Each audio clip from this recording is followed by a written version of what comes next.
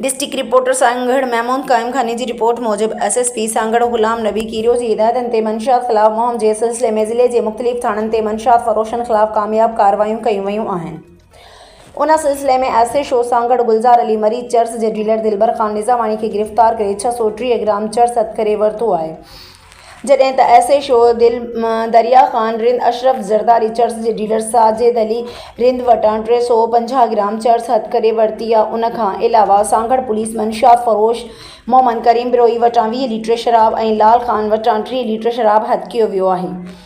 SHO Tando आदम मोहम्मद हनीफ़ मेहर मंशियात फ़रोश गुल ज़मान मरी अली नवाज़ मलूक हाणी दीपक ऐं अदनान वटां 760 गुटका पुड़ियूं हथ करे वरतियूं आहिनि। SHO शहदादपुर नियाज़ हुसैन कल्होड़े हबीबुल्ला लंजवाणी खां 10 लीटर शराब हथ करे वरतो आहे। SHO तालका जाबिर हुसैन लाहौरी नियाज़ अली मकरानी खां 10 लीटर देसी शराब हथ करे वरतो आहे। SHO झोल मुनीर अमन बालादी मोहम्मद अज़ीम राजपूत जी चोरी थियल मोटरसाइकिल हथ अचण ते असल मालिक हवाले करे छॾी।